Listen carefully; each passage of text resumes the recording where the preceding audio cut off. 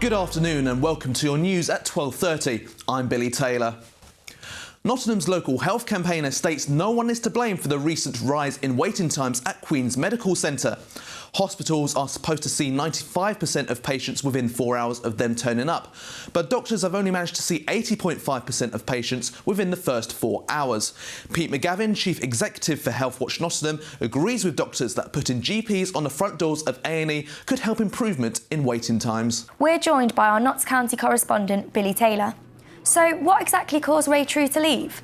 To keep it short and sweet, Kieran, it was abuse from social media. We've seen how big high-profile figures such as Stephen Fry have stepped back in the past due to abuse they've received on Twitter, for example. We've got a statement here from the club's website saying, "I must start by stressing I do not back away from a challenge. However, when my family are subjected to the kind of foul and mindless abuse that have been in recent days, both in person and courtesy of the oh-so-brave keyboard warriors," we can see that reference to social media there, "I have to make changes."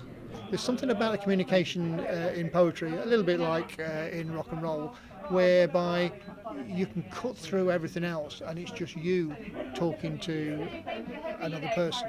And it was this bookshop here where the unveiling took place for this anthology, which I did actually buy a copy of myself. And it's some brilliant stuff in here, like there's some short stories, there's some poems, of course, as you'd expect, and lots of interesting things to really get yourself into.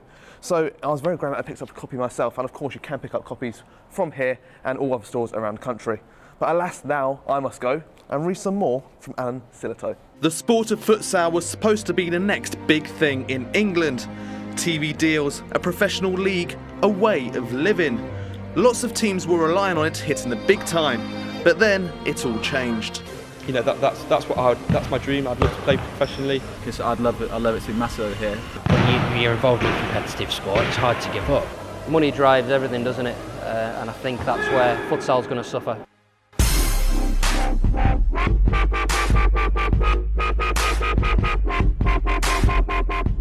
With clubs up and down the country annoyed with the lack of progress the sport is making on a professional level, some have taken to social media to express their concerns.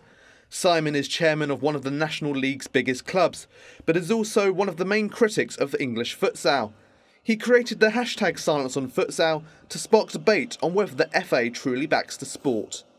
I think it's quite common knowledge at the moment that there is a lot of debate within English futsal around where the future direction is. You join us here at the South Bank Centre in London, just across the River Thames, for what is called the China Changing Festival. And what is that, I hear you ask? Well, it's a festival dedicated to Chinese culture and heritage, displaying everything from singers to dancers to musicians and to performers. We're here to check out what's going on exactly here at South Bank Centre and hopefully have a look at the performers and speak to some of the key players. Let's go have a look. In sport, Nottingham Forest were left disappointed on transfer deadline day after failing to bring in any new players. Forest reportedly encountered problems with financial fair play rules, meaning that they weren't able to bring in targets such as Matthew Dumerhol from Le Havre.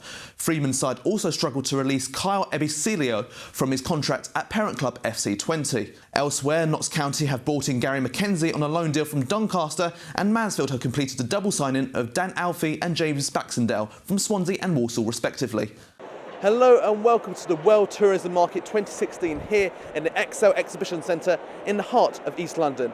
Today, over 50,000 people will be descending here from over 180 different countries as both tourists and exhibitors alike hope to check out what is on offer for them here in 2016. That's all for now. We'll be seeing you for the full bulletin at 4 o'clock. But until then, bye-bye.